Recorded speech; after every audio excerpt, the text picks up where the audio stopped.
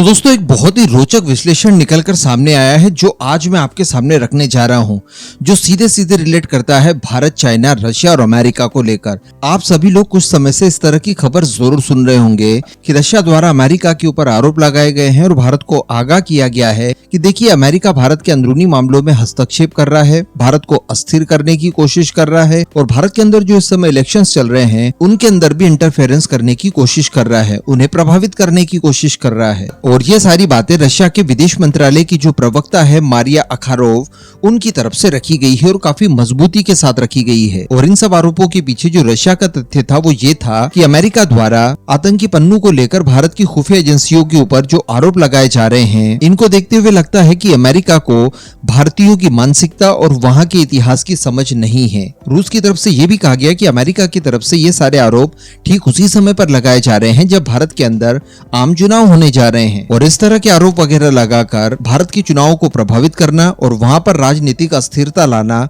यानी किसी तरह की मजबूत गवर्नमेंट को बनने से रोकना, यह अमेरिका का मकसद है। यानी रशिया ये कहता है कि अमेरिका नहीं चाहता कि भारत के अंदर एक मजबूत गवर्नमेंट बने जो कि स्वतंत्रता के साथ अपने सारे डिसीजन ले सके। इवन अमेरिका ये चाहता है कि एक ऐसी गवर्नमेंट बने भारत के अंदर जो कि उनके हितों को ध्यान में रखकर ही आगामी समय में फैसले ले। और इसी के साथ साथ ये सारी कोशिशें केवल अमेरिका और भारत के बीच तक सीमित नहीं है, बल्कि अमेरिका अपने इन्फ्लुएंस वाले बाकी देशों से भी इस तरह की चीजें करवा रहा है, जिसमें ऑस्ट्रेलिया का नाम ले लीजिए, कनाडा का ले लीजिए, ब्रिटेन ले लीजिए, न्यूजीलैंड ले लीजिए। इन सभी के द्वारा संयुक्त रूप से इस तरह के प्रयास लगातार भारत के खिलाफ किए जा रहे हैं और इनके टारगेट पर भारत की सुरक्षा एजेंसी से खासकर रॉ, इन्हें एक्चुअली इस बात का आभास हो चुका है कि करंट गवर्नमेंट और अजीत डोभाल सर की वजह से भारत की जो सुरक्षा एजेंसी है रॉ, ये बहुत ज्यादा मजबूत हुई है। और अगर इसी तरह का सिनारियो लगातार चलते रहा तो आने वाले 5-7 सालों में ये इतनी स्ट्रांग हो जाएगी कि ये सीधे सीधे फाइव आइज या फिर CIA जैसी एजेंसीज को भी टक्कर देने की पोजीशन में आ जाएगी और इतने सारे एसेट्स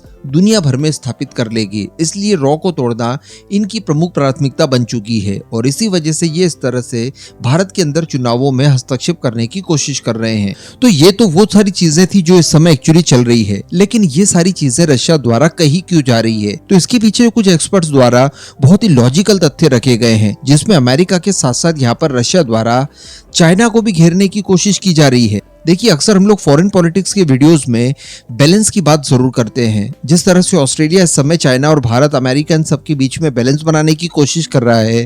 तो वहीं पर भारत भी रशिया और अमेरिका इन सबके बीच में बैलेंस बनाने की कोशिश करता है या फिर इजराइल और अरब देशों के बीच में बैलेंस बनाने की कोशिश करता है। इसी तरह से रशिया को भी बैलेंस बनाकर चलना जरूरी है और ये बैलेंस बनाने की कोशिश वो दुनिया के 2 सबसे बड़े देशों के बीच में करता है, यानी भारत और चाइना। भारत और चाइना दोनों ही इस समय रशिया के क्लोज अलाइज हैं और ऐसी परिस्थिति में दोनों देश उसके लिए आवश्यक हैं, लेकिन समस्या ये है कि दोनों देश एक दूसरे के सबसे बड़े दुश्मनों में से एक। इसके अतिरिक्त इस समय चाइना काफी हद तक और काफी मामलों को लेकर रशिया को डोमिनेट भी करता है और जो चाइना की मंशाएं हैं इन सब से भी रशिया भली भांति वाकिफ है। ऐसी परिस्थिति में रशिया नहीं चाहेगा कि चाइना इन फ्यूचर उसे पूरी तरह से डोमिनेट करने की कोशिश करे। ऐसी परिस्थिति में बैलेंस बनाने के लिए भारत भी मजबूती से उसके साथ खड़ा रहे, इस वजह से वो भारत को अपने फेवर में लेने की इस तरह से कोशिश कर रहा है।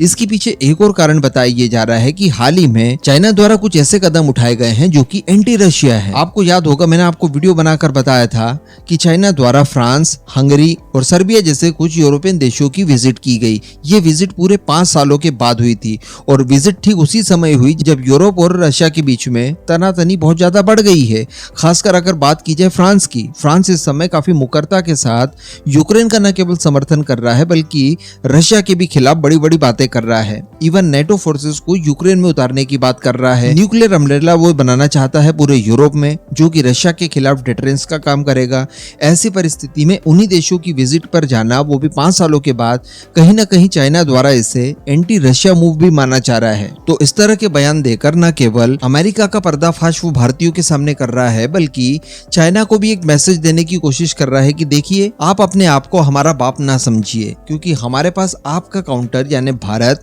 पहले से ही मौजूद है और भारत रशिया के बीच की जो दोस्ती है उसकी जो गहराई है उसका आकलन आप इस बात से लगा सकते हैं कि हम भारत की कितनी चिंता कर रहे हैं कि उसके अंदरूनी मामलों में जब अमेरिका दखल देने की कोशिश करता है तो उसको लेकर भी हम लोग भारत को वार्निंग देकर उसे सचेत करने की कोशिश तक करते हैं। यानी हम बिल्कुल नहीं चाहते कि भारत के अंदर किसी भी तरह से अस्थिरता आए। इसके अलावा आने वाले कुछ समय में बताया जा रहा है कि ब्रिक्स का भी समिट होने जा रहा है, तो यहाँ पर भी चाइना अपनी ही केवल ना चलाए और इसमें रशिया का भी पक्ष मजबूत हो, इस वजह से भी वो भारत को अपने फेवर में लेने की कोशिश कर रहा है। तो रशिया ने एक ही तीर चलाकर यहाँ पर अमेरिका का और चाइना का दोनों का इलाज करने की कोशिश की है। इस तरह की बातें एक्सपर्ट्स द्वारा कही जा रही है। वैसे इस पूरे मुद्दे पर दोस्तों मैं आपका ओपिनियन जानना चाहूंगा। क्या आप रशिया की बातों से सहमत हैं? क्या वास्तविकता में अमेरिका द्वारा भारत के अंदरूनी मामलों में दखल देकर चुनाव को प्रभावित करने की कोशिश की जा रही है या फिर नहीं? नीचे कमेंट करके जरूर बताइएगा।